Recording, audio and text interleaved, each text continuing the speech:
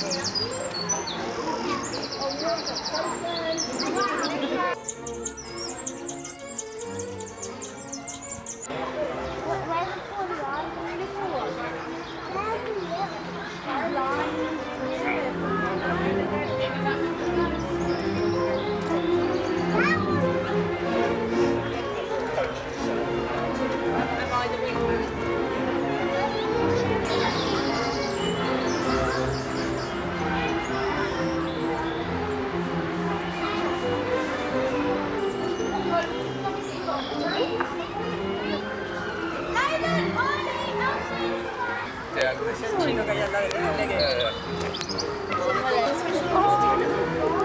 gonna see Palace. Komodo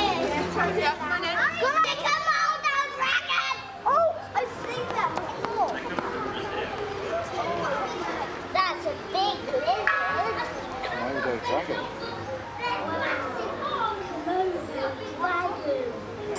Hi, Teddy. Komodo dragon. The information is going to be inside his head.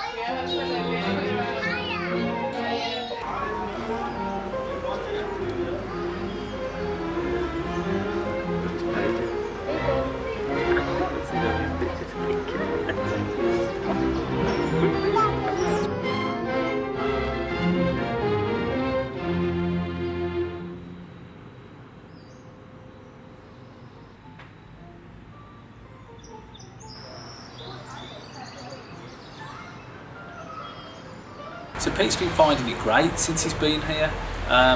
He has settled in really well.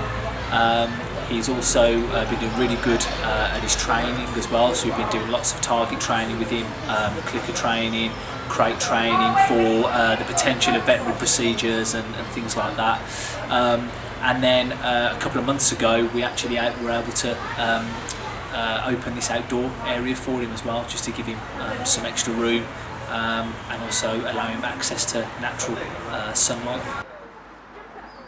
When Pete first came here, his temperament was a little bit edgy, so we'd enter the enclosure to do routine maintenance, and he would sort of wander off, not really come over to us, want to be over the other side of the enclosure. And then sort of after a couple of months of working with him on a daily basis, trying to train him, trying to get as close to him as possible, stroking him, things like that, really just sort of desensitising him over a 2-month period, and he was much better. And now we can actually get in with him. He'll come over to us, we can stroke him, fuss him, that sort of thing. And yeah, it's been great. It just allows things as well to be a little bit easier with the management of him, sort of on a routine sort of daily basis as well. So it's much better for the keeper and much better for the animal as well.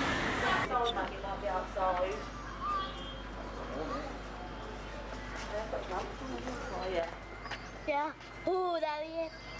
Oh, wow. He was quite defensive when he first came here because he was brought to a new home, which is a big thing for any animal, and also he had a new team of keepers looking after him as well, all dressed differently, all acting differently. His routine wasn't the same as well, so he was really just about getting him into a new routine, and after that he was absolutely fine. But we just had the occasional tail flick where they just curl their tail around, and it's sort of the first line of defence really with Komodo dragons and a lot of monitor lizards. But yeah, we probably had that a couple of times over a 2-month period, and then he sort of settled down, realised that we were there to look after him, and it was all good.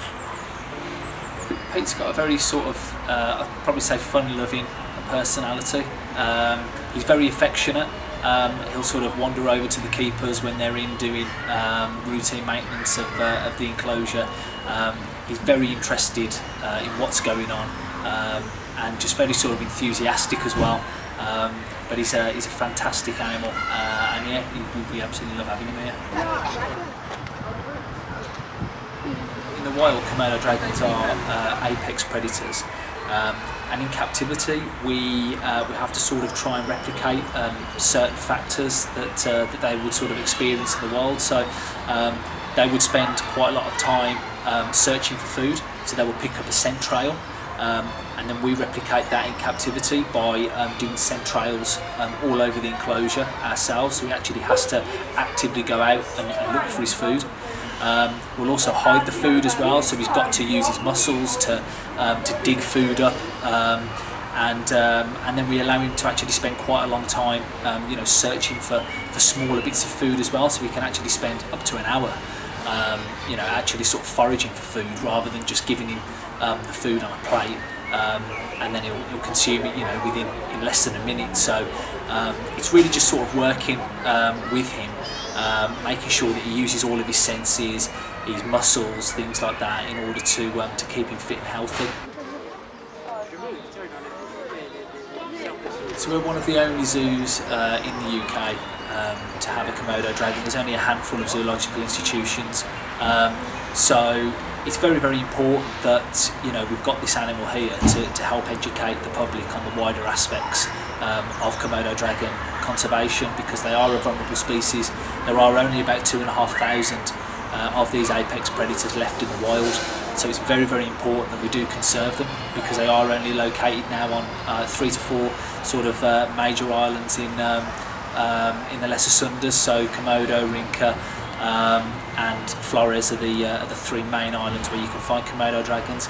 And if you were to have a natural disaster, tsunami, disease outbreak, that sort of thing, because these animals are just located on these tiny islands, it's a very sort of delicate ecosystem as well. So if something could happen to the prey items of the Komodo dragon, there might not be enough food there to sustain these animals as well. So it really is important that there's a good balance in the wild for these animals, and in captivity we try and push Komodo dragons and sort of elevate their profile, if you will, and get the public sort of interested and excited about them, and then hopefully they'll donate money and raise awareness of these enigmatic animals themselves.